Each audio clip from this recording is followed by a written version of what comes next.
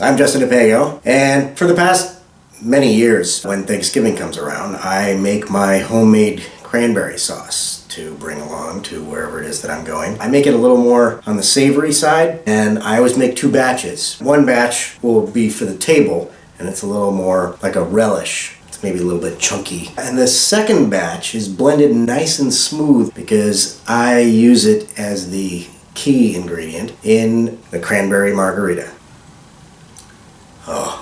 Every time I do the cranberry margaritas, the day after Thanksgiving, I start getting requests for the recipe. So this time, in preparation for Thanksgiving, I'm going to make some cranberry margaritas for you, and you can see how it's done. Oh, okay.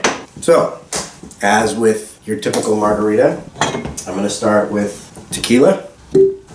1 ounce of tequila. Half an ounce of Cointreau.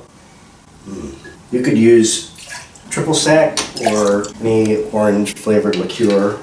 Half an ounce of fresh squeezed lime juice. You know, I cheat sometimes when I use bottled lime juice, but you're going to be making these on Thanksgiving, and so you definitely want the drama factor of bringing a bunch of limes and chopping them up and squeezing them fresh every time. That's half a lime, approximately half an ounce. And then my cranberry sauce. This is a 1 ounce measure. I'm not using the jigger because you'll see this stuff is really thick, and so you're gonna get really messy if you try to use the same container. Okay, a couple of handfuls of ice. And shake it until it's frosty.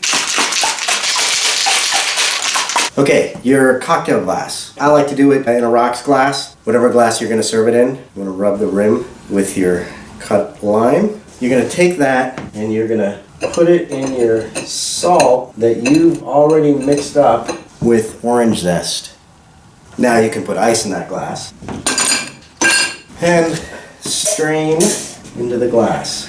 You see that cranberry sauce was so thick that it got all broken up in the shaking. And then pick off a sprig of sage, float it on the top of the drink, and 2 or 3 cranberries also floating on the top. And there you have it. That's your cranberry margarita.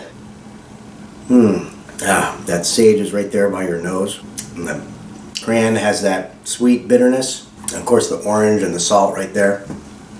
If you prefer, you can leave out the salt. You could just do it with orange, I guess that might work. I wouldn't personally do it with the rim of sugar, but you could do that. That's your Thanksgiving cocktail right there. So, enjoy your cranberry margarita. I hope you make something like this for you and your loved ones. And of course, you don't have to wait for Thanksgiving to make something like this. Cranberries freeze very well, so stock up on cranberries and make these all year. They're also great for a garden party, for instance, if you were to play croquet outside in your yard with your family. Which brings me to, in a roundabout way, the GMC DIY challenge. Check that out. The link will be down below. I was a participant in this year's GMC DIY challenge. I was asked to be part of that contest, so that video is now live, so you can check that out and see who won and what we all made. Also down in the description below is all my social media. You can follow me there and see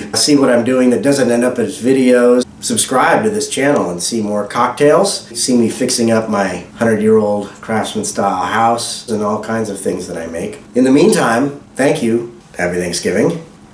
Cheers.